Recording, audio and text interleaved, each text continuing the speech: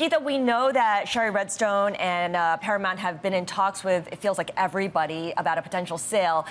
This tie-up or this particular transaction here where they've struck a tentative deal for her stake in Paramount, how significant is this? This is pretty significant. I mean, there have been on-again, off-again talks between Paramount and Skydance now going back since last November.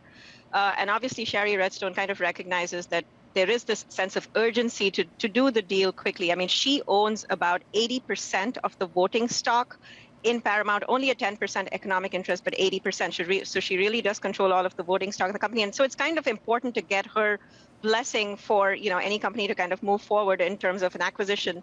And so that's exactly what Skydance is trying to do here. Instead of buying the company outright for whatever it would cost, 20, 25, $30 billion, they're trying to do it in a much more cost-effective way to them, which is kind of the national amusements route. Pay whatever amount it is, roughly about $2 billion, maybe slightly higher just for that Shari Redstone stake, and then kind of engineer this two-step process where they then try and merge with the bigger entity, which is Paramount. That sounds very messy and very long and very complicated. In the event that this actually happens in a smooth way, what would a Skydance plus Paramount equal?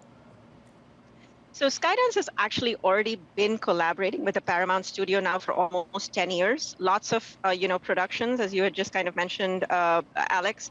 So, I think for Shari Redstone, she really wants to deal with somebody whom she is familiar with, who has a working knowledge of everything that's going on at Paramount. And there's obviously a lot of complementary assets that they have, which would kind of make sense in a merger. The other thing that Shari Redstone wants to do is she does not want to sell the company in parts. And that's exactly what happened when Apollo came in a few weeks ago with $11 billion bid just for the studio. So they didn't want the TV networks, they didn't want the streaming assets, which is Paramount Plus, just the film studio. And she did not want to do that because that actually is not beneficial to her, because the studio is really the crown jewel, and selling that would kind of leave her in a weaker position. So I think she kind of prefers this deal for many reasons, and I think the fact that she can still keep the company intact is definitely appealing to Shari Redstone.